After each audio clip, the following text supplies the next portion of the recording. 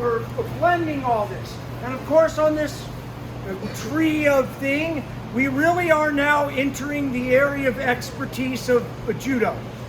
But judo is the masters of the upright cloth grappling game.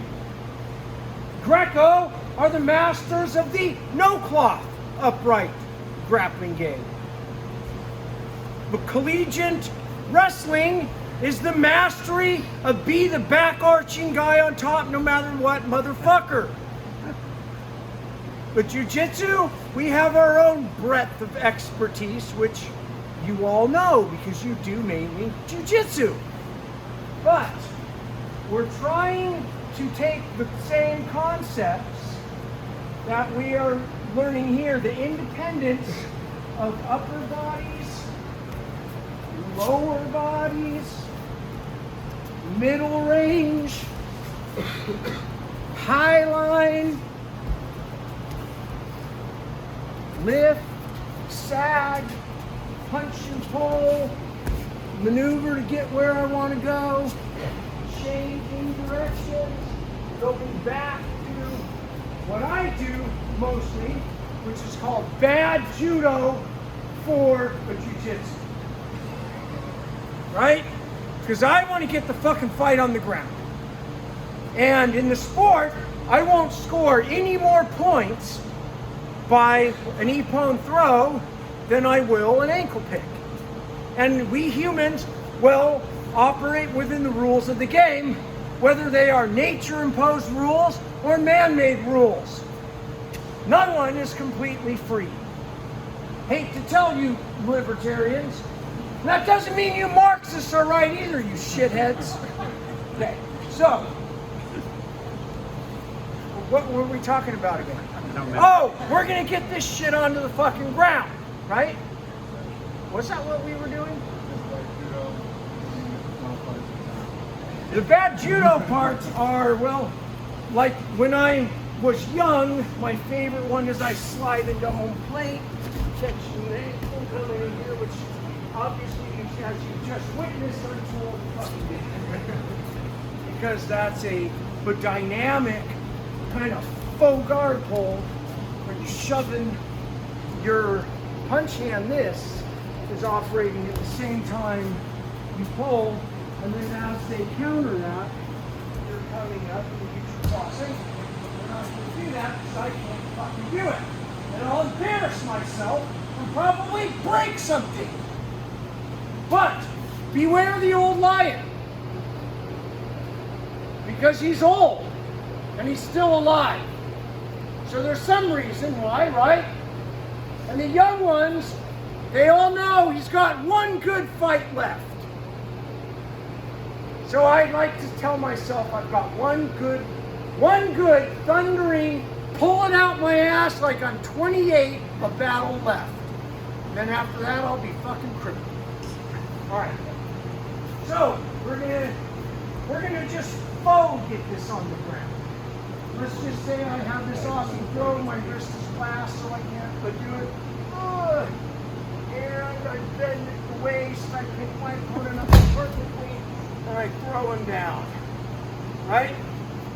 And I want you, just like in standing, ideally, and all this changes. Yes, what was your question earlier? You gotta ask. Okay. Hold on, he's got a fucking question. Sorry. Let me help you. You're almost. Okay, so I'd ask, we're doing this, we're both upright, and at least competing, almost everyone will come out and they'll do the hips back stiff arm. That's correct. That we know is wrong. And that's why most of them no longer have MMA career transitions. Because unless you completely change your approach, you will lose in MMA. And MMA, over the last 15 years, is filled with IBJJF world champions who've lost their first matches against American wrestler boxers because of that fucking stance. It is not a sustainable street stance. But in the sport, I do it all the time. You look online, I'm the biggest hypocrite in the world. I'll pull guard too. Because I gotta play within the rules of the game they're giving me, right? supposedly that's what we have in a place that's based upon law and order and democracy. Is we have to play by the rules. What's your question? So what's frustrating for me about this You're frustrated.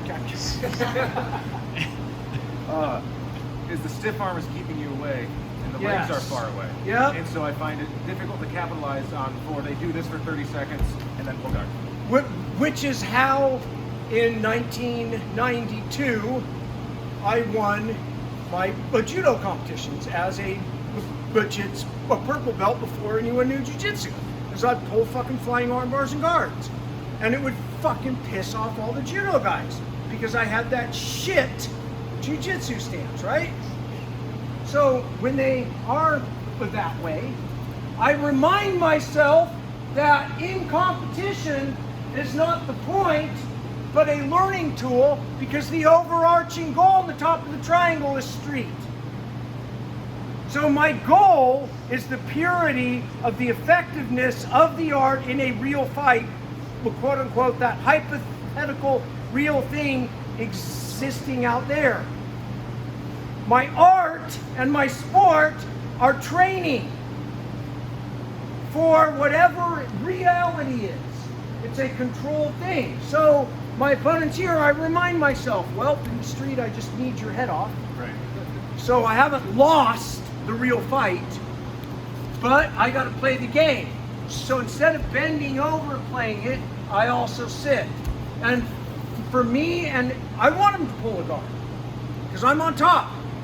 Golden rules. Number 1, be the guy on top. Number 2, when on top, stay on top. Number 3, when on bottom, have a guard, you shall not pass. Number 4, never forget rule number 1. Easily forgotten due to the seductive, rewarding, and lazy nature of guard. So, please, pull guard. You offered me rule 1.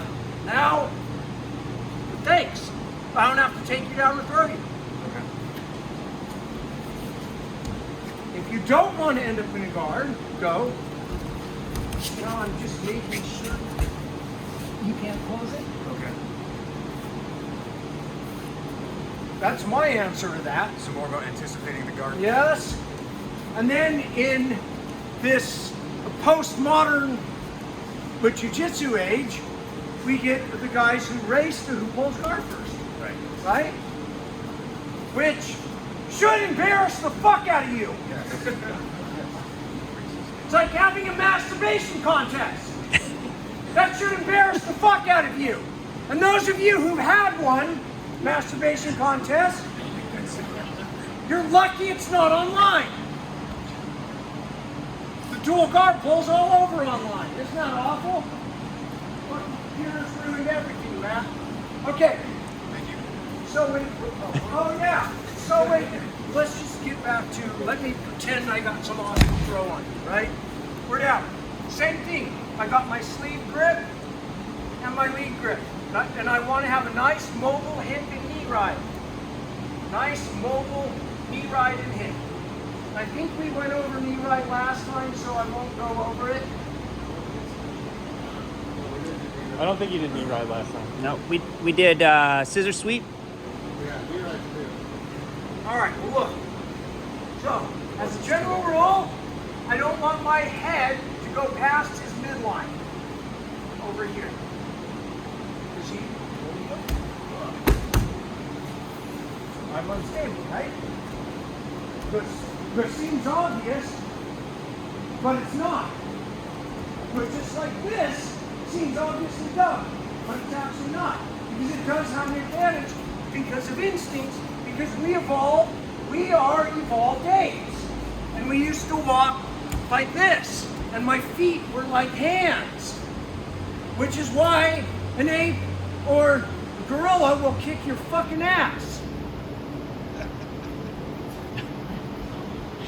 Bad! I'll be grabbing you over here, holding that fucking leg down, and pulling your whole face off. So tough, you humans. Humans are weak, but we have brains and language. which enabled you to say, hey, carry water on the hunt because the animal can't carry water. And we'll slowly run it down because it will need water and we have it on our backs. Okay, anyways, that's all. Anthropology is important, especially in this. All right, so you don't go over the midline. My foot is mobile and I'm not leaning over. My hip and knee are coming through and I'm placing my knee right on the chest. And I can even pull it in. But it's mobile. Right? And I can move around, move around.